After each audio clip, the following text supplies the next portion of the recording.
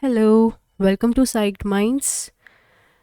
If you have not subscribed already, do subscribe to the channel on Twitch or on YouTube, whatever platform you generally use. We are reading It Didn't Start With You by Mark Wallen. The full name of the book is How Inherited Family Trauma Shapes Who We Are and How to End the Cycle. Chapter 3. The Family Mind. Parents eat sour grapes and the children's teeth are set on edge. Ezekiel 18:2, New International Version. To put it simply, we receive aspects of our grandmother's mothering through our own mother. The traumas our grandmother endured, her pains and sorrow, her difficulties in her childhood, or with our grandfather, the losses of those she loved who died early. These filter to some degree into the mothering she gave to our mother. If we look back another generation, the same would likely be true about the mothering our grandmother received. The particulars of the event that shaped their life may be obscure from our vision, but nevertheless, the impact of those particulars can be deeply felt. It's not only what we inherit from our parents, but also how they were parented that influences how we relate to a partner, how we relate to ourselves, and how we nurture our children. For better or worse, parents tend to pass on the parenting that they themselves received. These patterns appear to be hardwired into the brain and begin to be formed before we are even born. How our mother bonds with us in the womb is instrumental in the development of our neural circuitry. Thomas Verney says, from the moment of conception, the experience in the womb shapes the brain and lays the groundwork for personality, emotional temperament, and the power of higher thought. Like a blueprint, these patterns are transmitted more than learned. The first 9 months outside the womb functions as a continuation of the neural development that occurs within the womb. Which neural circuits remain, which are discarded, and how the remaining circuits will be organized depend on how an infant experiences and interacts with the mother or caregiver. It's through these early interactions that a child continues to establish a blueprint for managing emotions, thoughts, and behaviors. When a mother carries inherited trauma, mother, it can affect the tender bond that is forming with her infant, and that bond is more likely to be interrupted.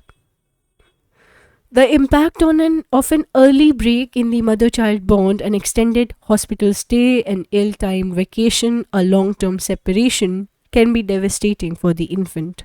The deep embodied familiarity of the mother's smell, feel, touch, sound, and taste, everything the child has come to know and depend on, is suddenly gone. Mother and offspring live in a biological state that has much in common with addiction, says behavior science writer Winifred Gallagher. When they are parted, the infant does not just miss its mother, it experiences a physical and psychological withdrawal, not unlike the plight of a heroin addict who goes cold turkey.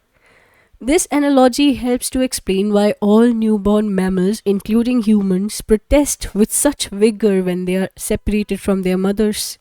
From an infant's perspective, a separation from the mother can be felt as life threatening, says Dr. Raylene Phillips, a neonatologist at Loma Linda University Children's Hospital. If separation continues for a prolonged period, she says, the response is despair. The baby gives up. Dr. Phillips shared this understanding with Dr. Nils Bergman and other experts in the neuroscience of mother infant bonding. In my early life, I knew that feeling of giving up, it came from my family. What my mother didn't get from her mother affected what she was able to give to me and to my siblings. Although I could always feel her love shine through, much of her mothering was infused with the traumas in our family history. Specifically, the fact that her mother, Ida, lost both of her parents when she was 2. The family lore goes like this. When my great grandmother Sora died of pneumonia in 1904, her parents blamed her husband, Andrew, whom they described as a never do well and a gambler. According to the story, Sora contracted pneumonia from leaning out the window in the middle of winter, begging for her husband to come home. My grandmother Ida was told that her father had gambled away the rent money, a phrase that has echoed in our family for generations. After Sora's death, my great grandfather, Andrew, was banished from the family and never heard from again. Even as a child, I sensed my grandmother's bitterness when she told the story, which she did repeatedly, and I felt sad that she never got to know her father.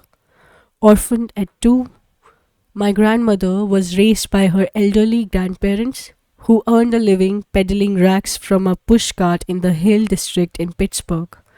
My grandmother adored her grandparents and often lit up when she shared memories about how much they loved her, but that was only part of the story, the part she could consciously remember.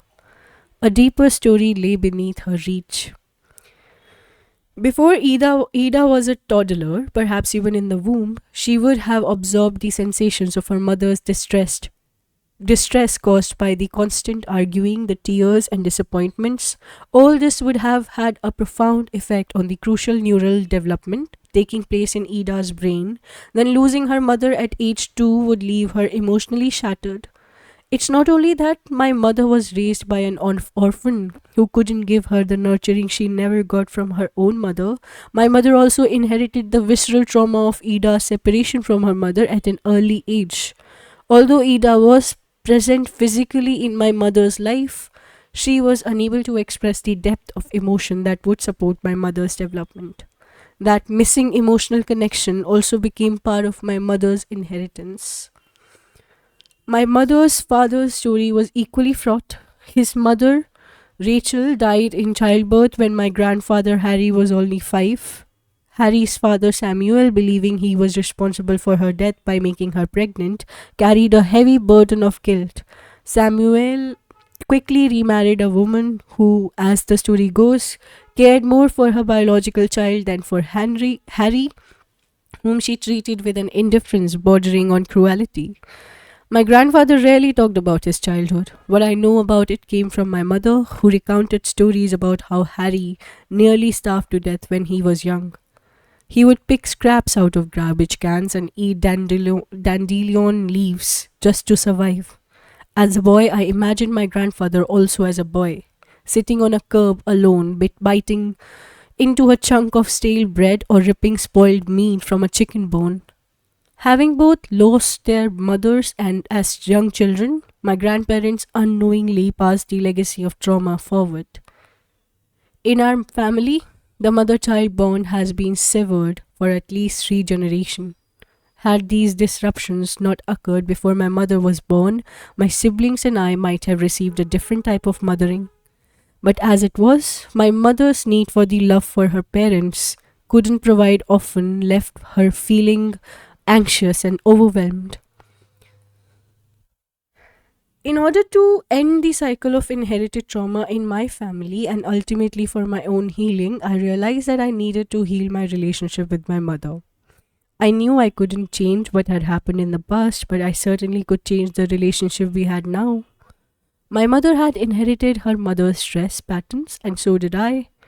She would often clutch her chest and complain about feeling of agitation in her body.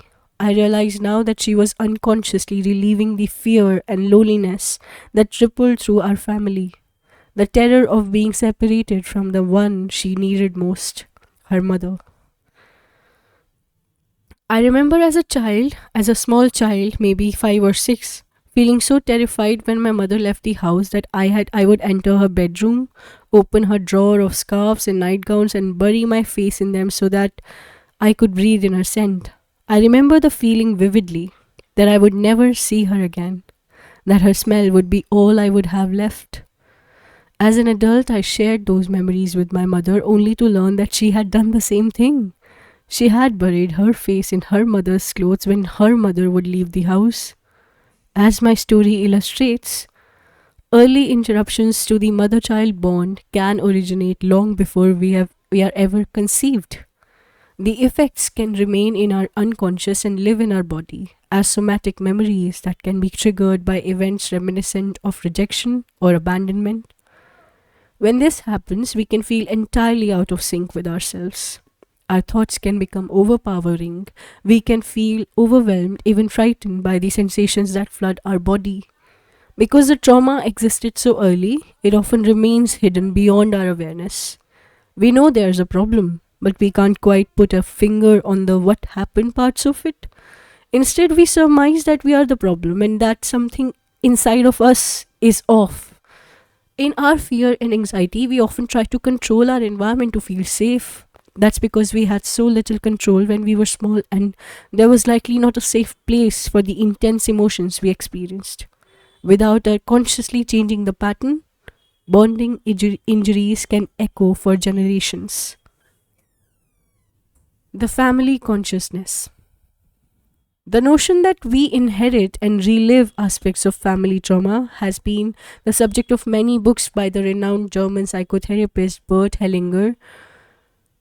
Having studied families for more than 50 years, first as a Catholic priest and later as a family therapist and philosopher, Hellinger teaches that we share a family consciousness with our biological family members who come before us. He had observed that traumatic events such as the premature death of a parent, sibling, or child, or an abandonment, crime, or suicide can exert a powerful influence over us, leaving an imprint on our entire family system for generations. These imprints then become the family blueprint as family members unconsciously repeat the sufferings of the past. The repetition of a trauma is not always an exact replica of the original event. In a family in which someone has committed a crime, for example, someone born in a later generation could atone for that crime without realizing that he or she is doing so. A man named John once came to see me shortly after being released from prison. He had served 3 years for embezzlement, a crime he claimed he did not commit. At trial, John had pleaded not guilty, but because of the weight of the evidence against him, a false accusation made by his former business associate, he was advised by his attorney to accept a plea bargain. The moment he entered my office, John appeared agitated. His jaw was clenched and he flung his coat against the back of the chair. He revealed that he had been framed and was now obsessed with the thoughts of revenge. As we discussed his family situation, it came to light that a generation back, in the 1960s, his father had been accused of murdering his business partner but had not been acquitted at trial on a technicality. Everyone in the family knew that the father was guilty, but they never spoke about it. Given my experience with inherited family trauma, it wasn't surprising to learn that John was the same age his father was when he went to trial. Justice was finally served, but the wrong person paid the price. Hellinger believes that the mechanism behind those repetitions is unconscious loyalty, and views unconscious loyalty as the cause of much suffering in families.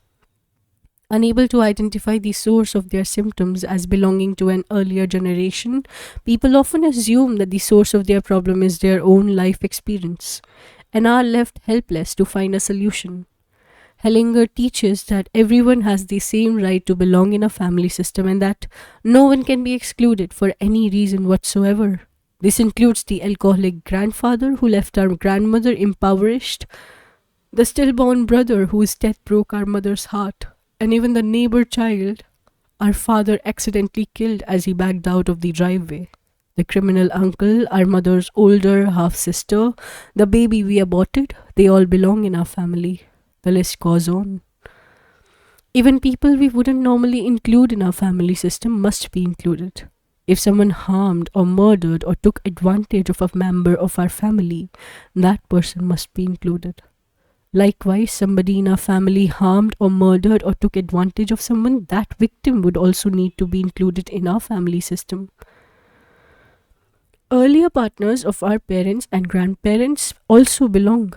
By their dying or leaving or having been left, an opening is created that allows for our mother, father, grandmother, or grandfather to enter the system and ultimately allows for us to be born. Hellinger has observed that when someone is rejected or left out of the family system, that person can be represented by a later member of the system. The later person might share or repeat the earlier person's fate by behaving similarly or by repeating some aspects of the excluded person's suffering. If, for example, your grandfather is rejected in the family because of his drinking, gambling, and philandering, it is possible that one or more of these behaviors will be adopted by one of his descendants. In this way, family suffering continues into subsequent generations. In John's family, the man his father murdered was now part of John's family system. When John was framed by his business partners, served time in jail, and carried murderous thoughts of revenge, he was unconsciously reliving aspects of his father's experience that had occurred 40 years earlier. When John made the link between his father's experience and his own, he could finally release the obsessive thoughts and move on. Two fates had been intricately linked as though both men shared a single fate. As long as this connection remained obscured, John's emotional freedom remained limited. Hellinger stresses that we must each carry our own fate regardless of its severity.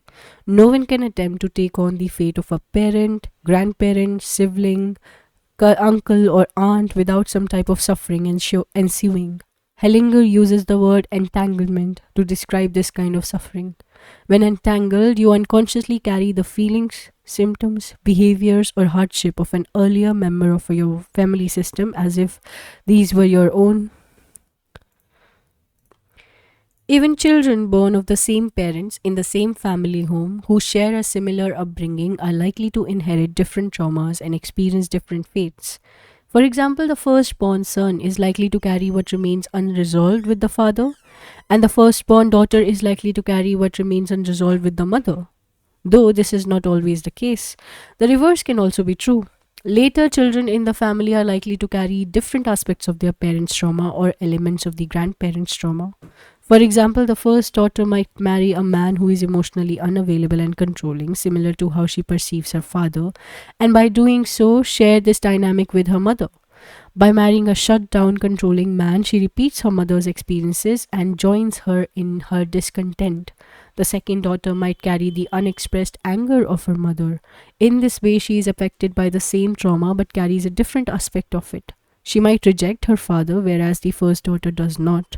Later children in a family can often carry the unresolved traumas of the grandparents. In the same family, either the third or fourth daughter might never marry, fearing that she will be controlled by a man she does not love. I once worked with a Lebanese family that shared a similar dynamic. When we looked back another generation, we learned that both of the Lebanese grandmothers were given away by their parents to become child brides, the one grandmother at age 9 and the other at age 12. Connected with their grandmother's experience of being forced to marry while still children, two of the Lebanese sisters repeated aspects of this fate in their relationships. Like her grandmother, one married a much older man, the other never married at all, complaining that men were disgusting and controlling, similar to how her unhappy paternal grandmother must have felt being trapped in a loveless marriage. With a break in the mother child bond among siblings, each child might express his or her disconnection with the mother differently. One child might become a people pleaser, fearing that if he's not good or he makes waves, he will lose connection with people. Another child, believing that connection is never hers to have in the first place, might become argumentative and create conflict to push away the people close to her. Another child might isolate and have little contact with people at all. I have noticed that if several siblings have breaks in the mother child bond, they will often express anger or jealousy or feel disconnected from one another. For example, an older child might resent the child born later, perceiving that the younger child received the love that he or she did not get. Because the hippocampus, that part of the brain involved in creating memories, isn't fully operational until after the age of 2. The older child may not consciously remember being held, fed, or cuddled by the mother, but remembers the younger child receiving their mother's love. In response, the older child, feeling slighted, can unconsciously blame the younger child for getting what he or she did not. And then of course there are some children who doesn't seem to carry any family trauma at all. For these children it's quite possible that a successful bond was established with the mother and or father, and this connection helped to immunize the child from carrying entanglements from the past. Perhaps a window of time opened in which the mother was able to give more to one particular child and not the others. Perhaps the parents' relationship improved. Perhaps the mother experienced a special connection with one child but couldn't connect deeply with the others. Younger children often, though not always, seem to do a bit better than the first children or only children who seem to carry a bigger portion of unfinished business from the family history. When it comes to siblings and inherited family trauma, there are no hard and fast rules governing how each child is affected. Many variables, in addition to birth order and gender, can influence the choices siblings make and the lives they lead. Even though it may appear from the outside that one sibling is unscathed by the trauma, while another is encumbered, my clinical experience gives me a different perspective. Most of us carry at least some residue from our family history. However, many intangibles also enter into the equation and can influence how deeply entrenched family traumas remain. These intangibles include self awareness, the ability to self soothe, and having a powerful internal healing experience. Healing images and our brain. The idea that we relive family traumas may well be at the core of what psychiatrist Norman Deutsch alludes into in his breakthrough book, The Brain That Changes Itself, when he writes, psychotherapy is often about turning our ghosts into ancestors. By identifying the source of our generational traumas, Dr. Deutsch suggests that our ghost can go from haunting us to becoming simply part of our history. One key way we do this is by allowing ourselves to be moved by an experience or image strong enough to overshadow the old trauma emotions and sensations that live inside us. Our minds have a vast capacity for healing through images, whether we are imagining a scene of forgiveness, comfort, or letting go, or simply visualizing a loved one. Images can profoundly settle into our bodies and sink into our minds. In my work, I have found that helping people to unearth the image that most resonates with them is the cornerstone of healing. The notion of the healing power of images can was valid long ago, long before brain scans could prove it. In 1913, Carl Jung coined the term active imagination, a technique that uses images, often from a dream, to enter into a dialogue with the unconscious mind, bringing to light what has been shrouded in darkness. Recently, the idea of visualization for healing has gained widespread traction, with guided imagery programs readily available to lower stress, reduce anxiety, boost athletic performance, and help with specific fears and phobias. Science supports this idea. Deutsch revolutionized our understanding how human brains operate by identifying a paradigm shift away from viewing the brain as fixed and unchanging to seeing it as flexible and capable of change. His work demonstrates how our new experiences can create new neural pathways. These new neural pathways become strengthened through repetition and deepened through focused attention. Essentially, the more we practice something, the more we train our brain to change. This fundamental principle is reflected in a phrase coined in 1949 by the Canadian neuropsychologist Donald Hebb: neurons that fire together, wire together. In essence, when brain cells activate together, the connection between them strengthens. Simply put, each time we repeat a particular experience, it becomes more ingrained in us. With enough repetitions, it can become automatic. According to Deutsch, neuroscientist Michael Merzenich, a leader in the field of neuroplasticity, says that practicing a new skill under the right conditions can change hundreds of millions and possibly billions of the connection between the nerve cells in our brain maps. Once a new brain map is established, new thoughts, feelings, and behaviors can emerge organically, expanding our repertoire when old fears arise. When we make the link to what sits behind our fear and symptoms, we are already opening up new possibilities for resolution. Sometimes a new understanding alone is enough to shift the old painful images we hold and initiate a visceral release that can be felt in the core of our body. In other cases, making the link merely increases understanding, but more is needed to fully integrate what we have learned. We will need sentences, rituals, practices, or exercises to help us forge a new inner image. The new image can fill us with a reservoir of calm, becoming an internal reference point of peace that we can return to again and again. With new thoughts, new feelings, new sensation, and a new brain map ingrained, we begin to establish an inner experience of well-being that starts to compete with our old trauma reactions and their power to lead us astray. The more we travel the neural and visceral pathways of our new brain map, the more we identify with the good feelings that accompany that map. Over time, the good feelings start to become familiar and we begin to trust our ability to return to solid ground even when our foundation has been temporarily shaken. Deutsch tells us that we can change our brain simply by imagining. Just by closing our eyes and visualizing an activity, our primary visual cortex lights up, just as it would if we were actually performing the action. Brain scans demonstrate that many of these same neurons and regions of the brain become activated whether we are imagining an event or actually living it. Deutsch describes visualization as a process that uses both imagination and memory. He says that visualizing, remembering, or imagining pleasant experiences activates many of the same sensory, motor, emotional, and cognitive circuits that fire during the real pleasant experience.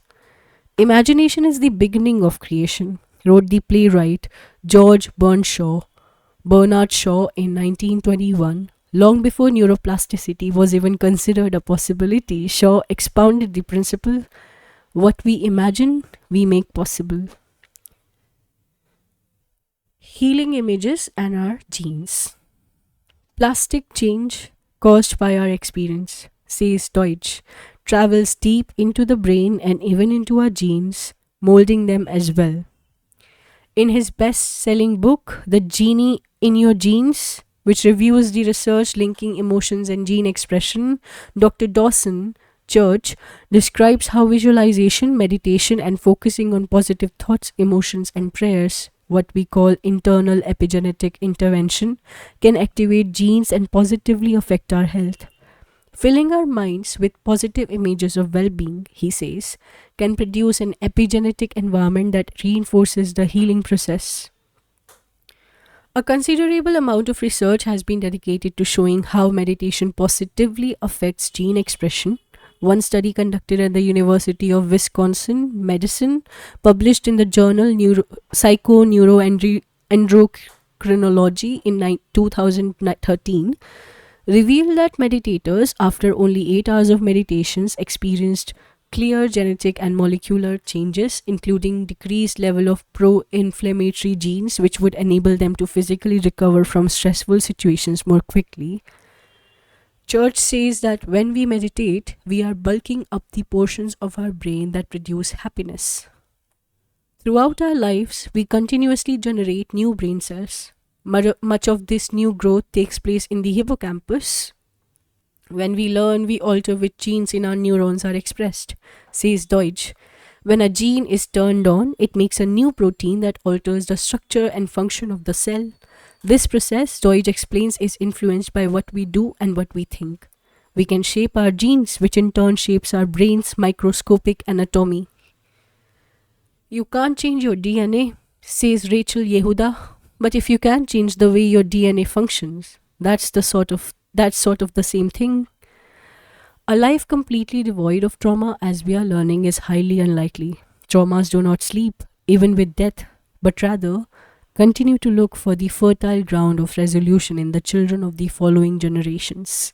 Fortunately, human beings are resilient and are capable of healing most types of trauma. This can happen at any time during our lives. We just need the right insights and tools.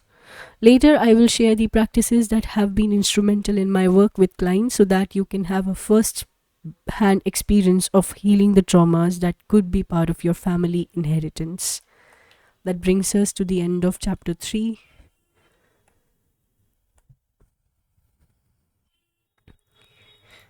Very outrageous. The later comments on Doctor Who.